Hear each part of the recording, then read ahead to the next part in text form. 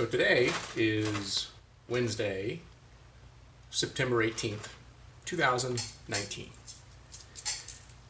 This month marks Bonzai Cycle Werx' 11th year in business. We opened September 2008. It has been a long journey to get where we are today. I wouldn't change a thing. So today, I'm going to build a wheel while you guys watch and listen, and I'm just going to ramble on about kind of what I've learned as a business owner over the last 11 years. Because there's a lot to learn that they will not teach you in any other medium than just a trial by fire. So anyway,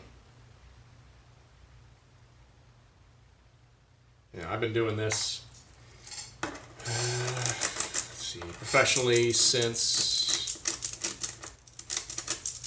I got my first bike shop job at Grapevine Bike Center with Gary Scott, the owner over there.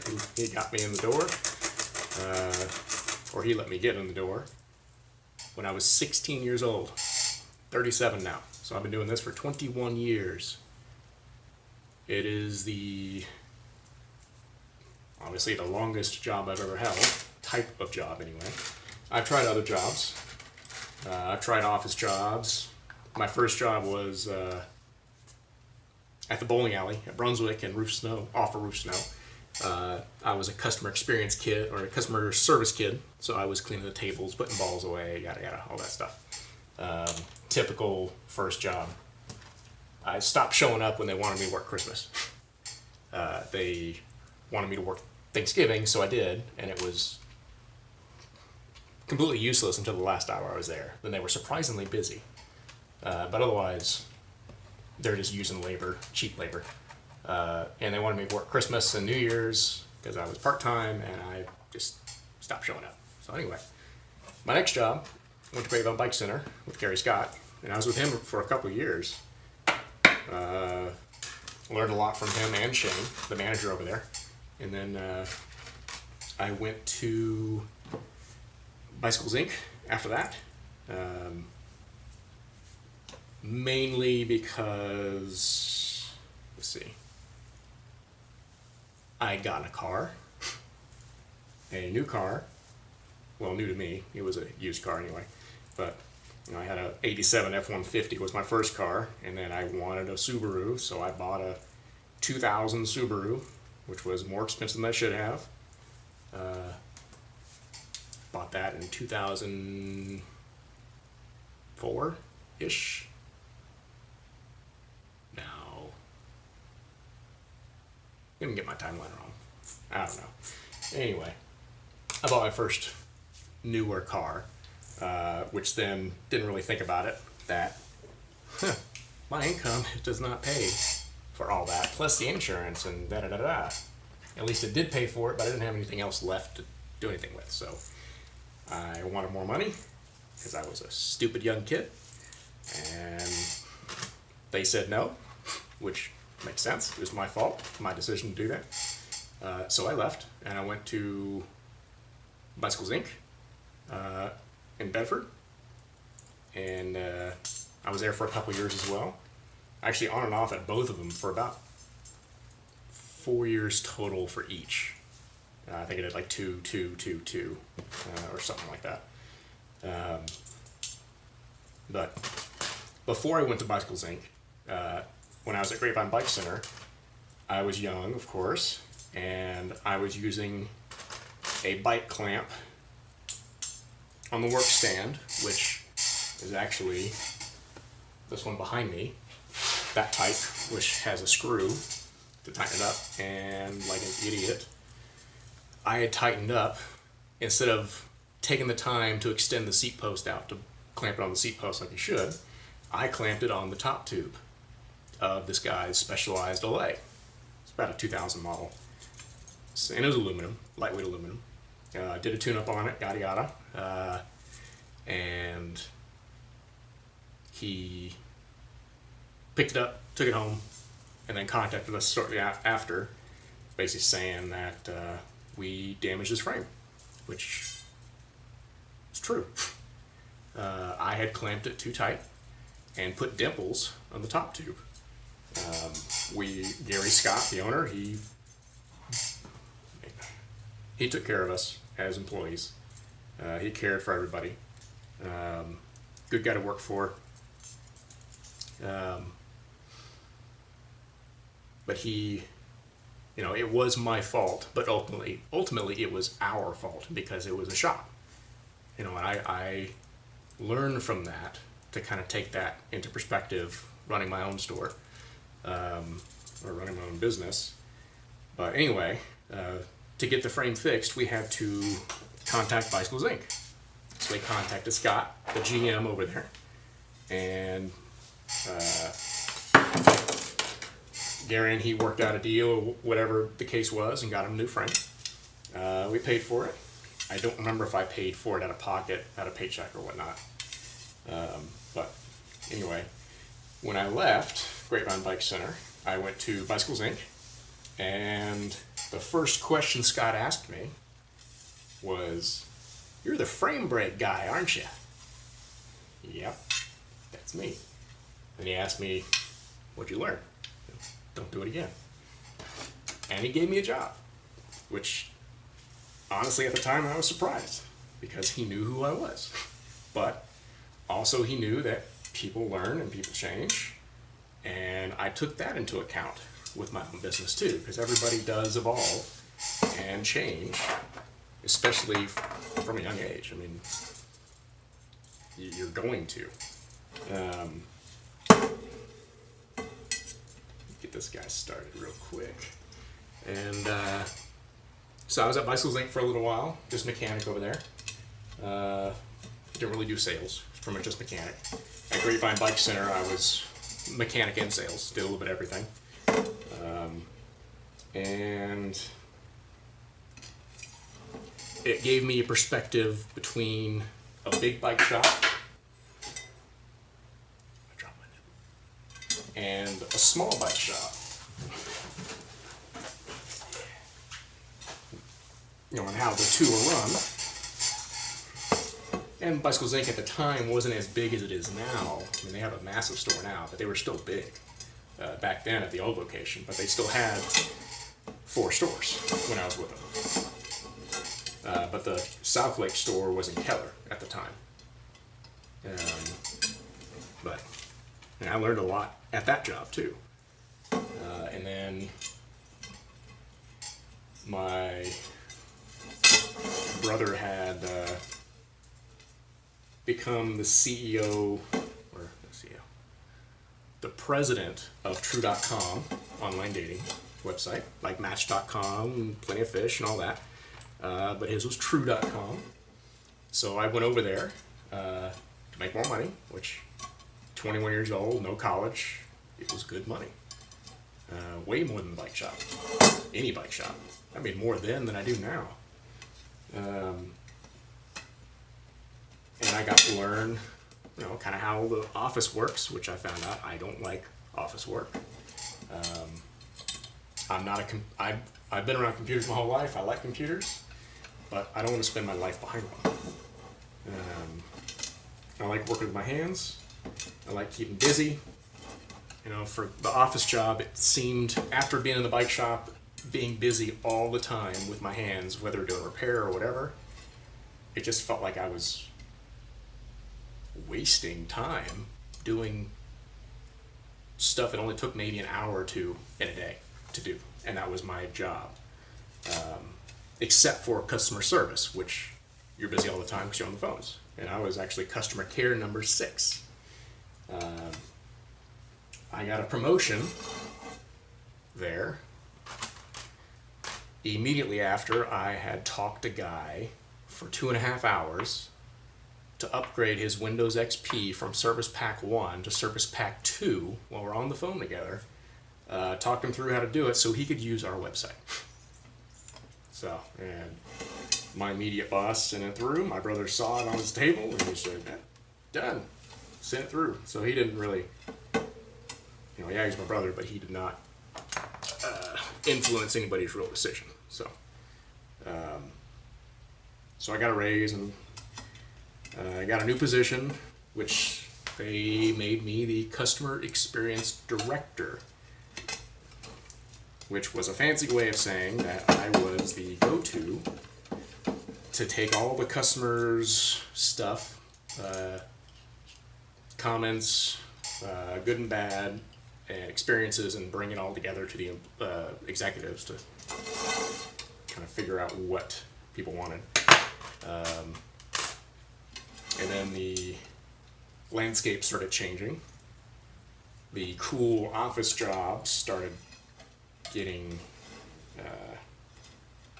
more office-y, and I didn't really care for that. But while I was there, I bought another new car because I was making good money and I was still young and dumb. So I bought a 2004 Subaru Baja Turbo because I wanted a turbo. Because I was an idiot. But it kind of sucked when I bought that car, being my first car that was way too expensive for me to buy at the time. It was good when I worked there, but when I quit that job to go back to the bike shop, I cut my income less than half, and now I'm sitting on a car that's way too expensive for a bike shop job. But I went back to the bike shop. I think it was Bicycles Inc. I went to after that. And eventually sold that car to get another Subaru, but I got a lease this time on the cheap one so that I could get out of the hole, which learn from me, just because it's cool and you want it, if you're young, look a little farther than just right in front of you. I know you're not going to listen to that, but it's good advice. Anyway, sometime around there, I was chatting online to a lot of people. IRC, MySpace, Yahoo, AOL, AIM, whatever, MSN Messenger, all those. I was a pretty quick typer because I was always chatting. But I was talking to somebody who found out I like monkeys. I don't know where that came from, but I like monkeys. And they had randomly sent me a monkey in the mail, which I pulled him out of the box, named him Bonzai, looked at his tag, it's Bonzai, so it was kind of stuck. So, at the time when I was riding around, I wore Hawaiian shirts, because why not? So I did. And that's how people knew me, was me running around in Hawaiian shirts, doing just whatever I was doing on the bike I had. And so I had my mom cut up one of my old Hawaiian shirts, made him a little Hawaiian shirt. So he's actually got a Hawaiian shirt, and honestly I'd show you Bonzai right now, but I don't know where he is. I've lost him in 2 moves. One for the shop and one for personal, so I'm not sure where he's at. I know he's somewhere. I have an extra spoon. Too much talking. Let's see, where are you at? You're probably this one. Anyway, so I got Bonzai. Working at Bicycles Inc. now, and let's see.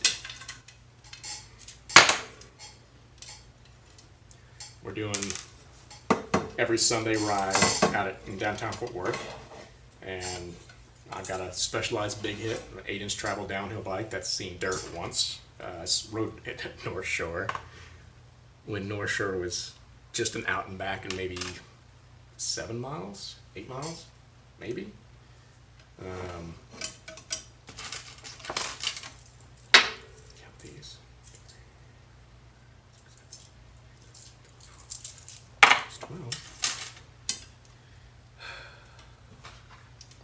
So anyway, so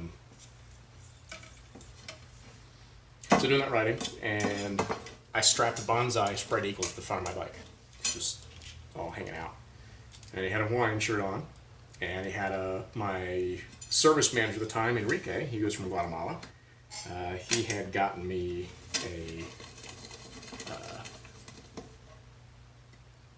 two wristbands from Guatemala.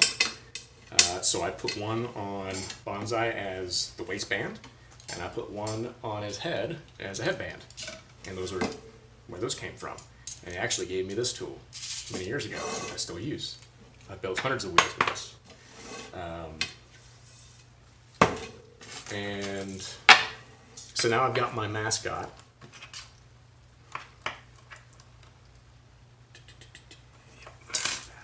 And around 2007-ish, started to get to work on getting Bonzai off the ground. My buddy and I, longtime buddy, were pondering what we could do. We were thinking big, way too big. And we were doing a business plan, this and that, yada yada, and then we went to Oregon, United Bicycle Institute. One, to train him, and two, for me to just get the diplomas to say I know what I'm doing, which I'd already been doing it for 10 years when I went. Which, by the way, UBI is a good school. If you need to learn stuff, they do it well.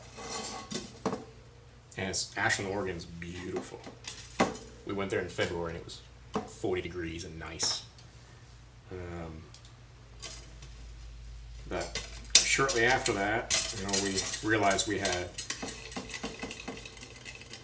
kind of two different ideas, or at least it was my dream, and I started being selfish with that.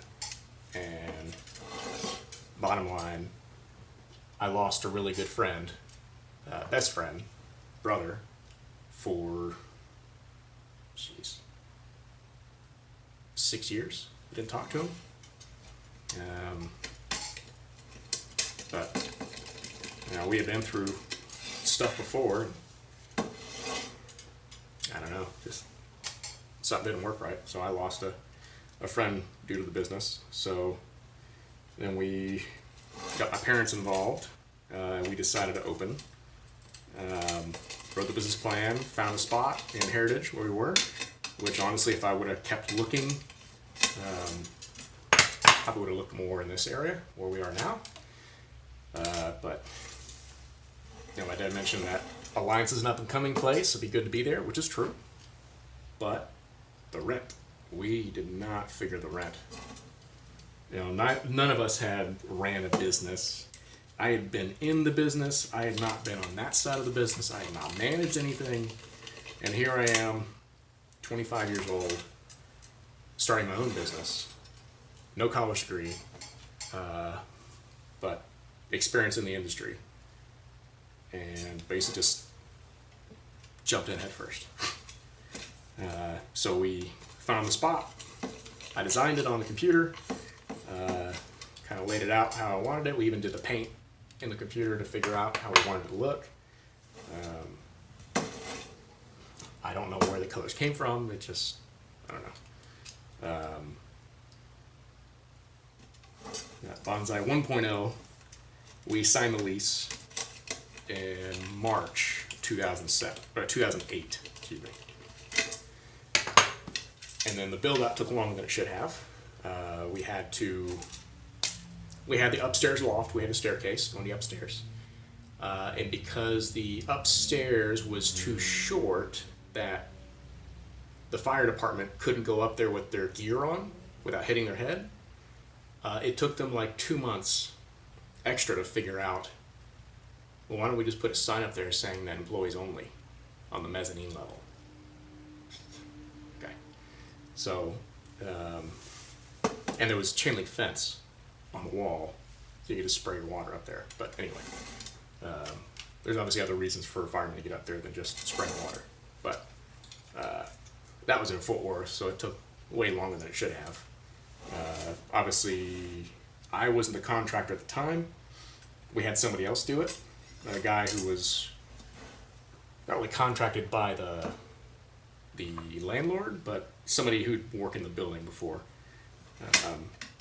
So I'm not sure where his experience came from, but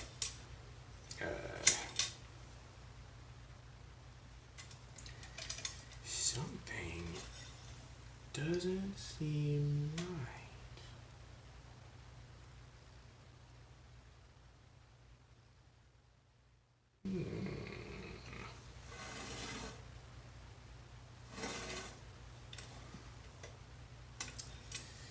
So, anyway, we signed the lease. We built it out, or they built it out. We built the stage where the shop area was. So I built the floor and put all the cabinets in and countertops, all that stuff. Ran the air compressor hose, all that. And then we opened September 2008. And then the economy tanked. The Great Recession happened. Now, granted, in North Texas, we were much more insulated than other areas were. But even if you were in business for a long time, it was not a great time to be in business. But again, we were more well insulated than anywhere else, to my knowledge. A lot of other areas were hit much harder than Texas was. So, you know, with that, and then our rent was way more expensive than we should have signed on for. We didn't know any better. We didn't even think about it. So we're in there. Economy tanks. We've got this insanely large rent to pay. And we run through our capital in about 2 years, which should have lasted us 4 to 5, something like that. And then about 3 years in, 2 to 3 years in, we talked to a bank. The bank we've been with for decades, personal and now professional, mortgages and stuff too. Went to them for a loan to help just alleviate some of the hardships, give us a little padding. And went through it all, and they had sent us a letter that said, we have not gone through undue hardship, so they will not give us a loan. But here's a high interest credit card. So basically they told us we hadn't suffered enough. So they gave us a credit card that would make us suffer a little more paying it off, with a much higher interest rate than what it should have been if we got a loan. So I'm a little jaded with that, with banks. You know, they all say they want to help you out, but then when it comes down to it, when you need the help, they're not going to help you. When you don't need the help, they want to help you. But then if you're living in a box because they said you hadn't suffered enough, they're still not going to help you because now you're living in a box. So anyway, bank told us no. So we operated on whatever came through the door for the next few years. 2012 happened. It was the best year we ever had.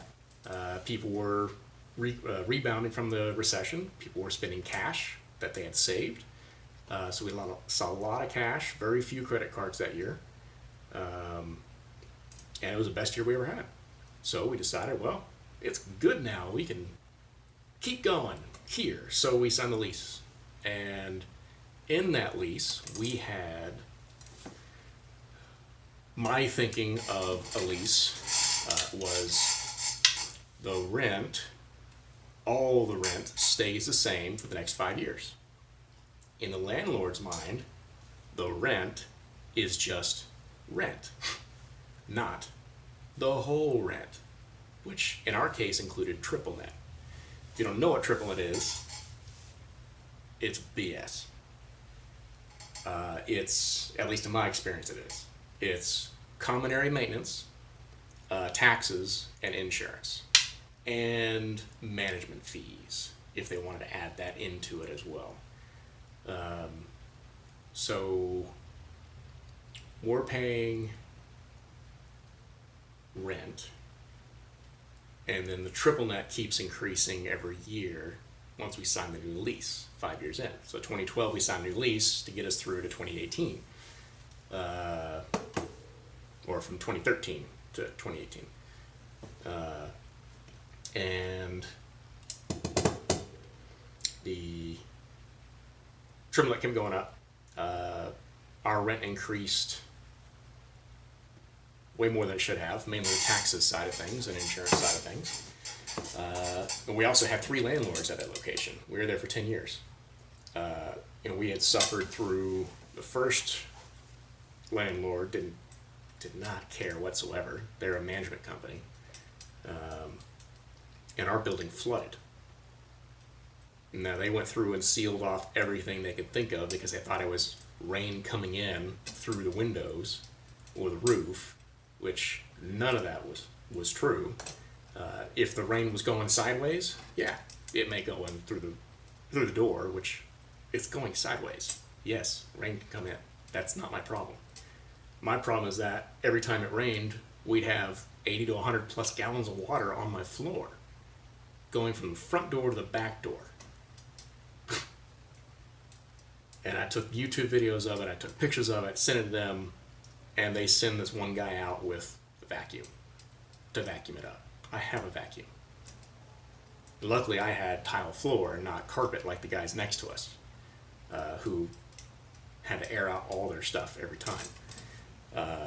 The second landlord had bought the building, and that's who we signed our second lease with, was the second landlord, who actually owned the building and managed the building. So it was a totally different experience. Whether they cared or not, they seemed to care more. They actually got to the bottom of it. When they bought the building, they came into it to introduce themselves.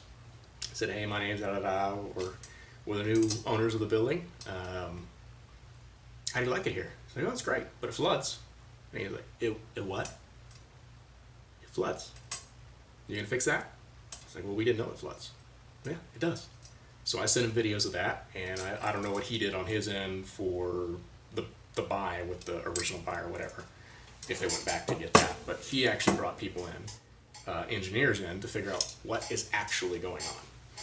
So that building is basically a boat on a lake with a hole in it.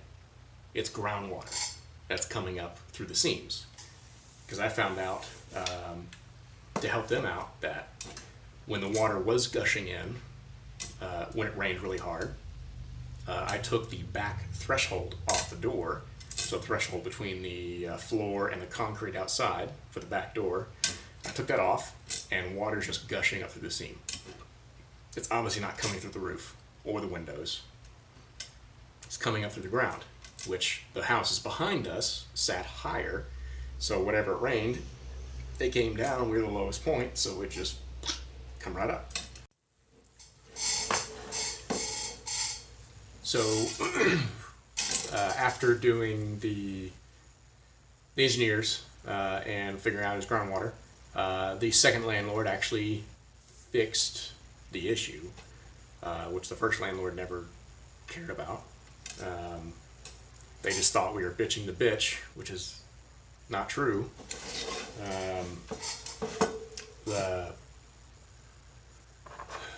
The second landlord installed a French drain behind our building, mainly on our side.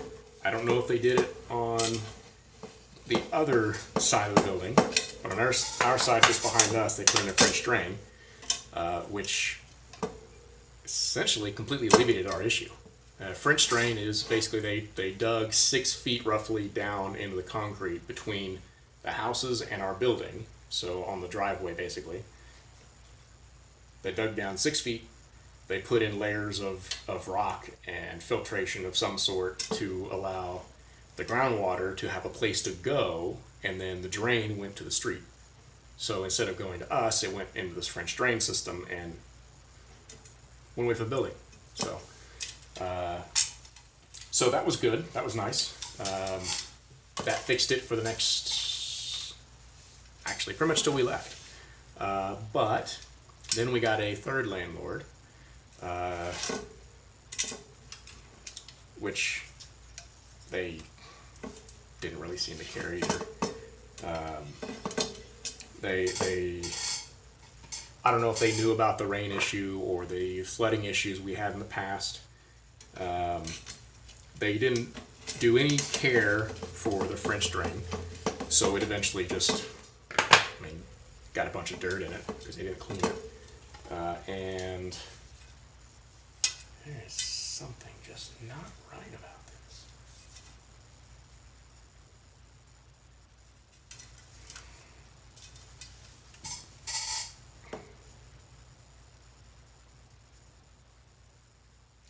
I am having an issue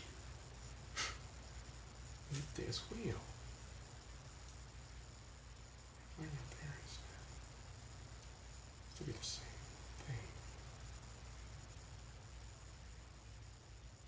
thing. Anyway, so third landlord didn't really seem to care. They were better than the first one, at least, but not as good as the second. But towards the end of the lease, we started seeing some water coming in, like it used to many years ago. We didn't tell them about it because we figure we're out of here pretty soon. Let them deal with it. But we let them know that needs to be taken care of as far as the French drain goes, because we're starting to see a puddle in the back, very large puddle in the back, and then some water would come in like it used to. So, in that time frame, as a business owner, you really have to think about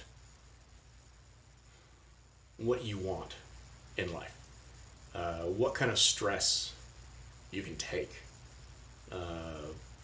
what you want to deal with. And around 2016 to 17, we were, we're coming up on the end of the lease. Our lease was up in 2018, but we had to think about what is the next step for Bonzai. Do we move? Do we stay here? Do we close it? Do we sell it? Everything was on the table. And you just got to think about everything. And around that time, I was stressed. I was in a bad spot. I was tired. I was tired of dealing with vendors and dealing with the financial responsibilities with rent and this and that, and just overhead's a killer. And I had decided that I'm not done yet. I still have a lot more to do with Bonzai, but I'm not doing it here, being in Alliance at our old location. So at that point, closing was off the table, selling it was off the table, staying there was off the table. Now the question was, where are we going to move? Well, first thing, my main parameters, two parameters. Rent has to be cheap, $15 a square foot or under, and it has to be on a bicycle trail. So there are only so many options around, especially at $15 a square foot or less, which, by the way, at the time we were paying 33 square foot, 33 or 34 square foot, all in, for 3,289 square foot space. Do the math on that. And the way they do it, it's not, you're not paying $33 a square foot a month. You're dividing that $33 a square foot by 12 and multiply that times the amount of square footage you have, and that's your monthly rent. The $33 is the yearly rent, basically, that you're being charged. So significantly expensive. So we went from 35-ish, whatever, with triple net square foot to 1125. I don't remember. It's cheap. It's where it needs to be. It really is. This is the kind of rent we should have been paying in the beginning, but we didn't think to look for it.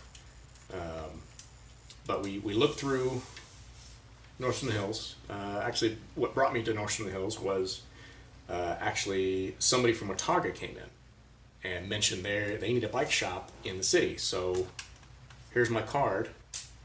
Let's talk. So it got me thinking, what other city would be looking for a bike shop? So I contacted NRH and I got in touch with the economic developer or director, and he showed me a couple options. Showed me this one. Showed me another one across the street, right across from the train station off of Smithfield, which wasn't a good option for us. It was cheaper than here, but the traffic wasn't as good. It was on the Cotton Belt, which is the bigger trail of the system in NRH, but you can't easily get bikes inside because it's a smaller door. You can't really widen the door because it's a brick building. And it's on Smithfield, which is not a heavily used road, but it is, I mean, it's a used road.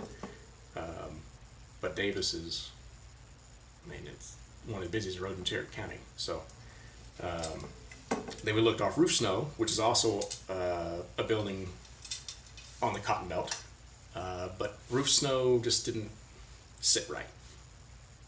I don't know, seemed too busy maybe, or too difficult to get in and out because it is a busy road. And Roof Snow is more of a NRH Watauga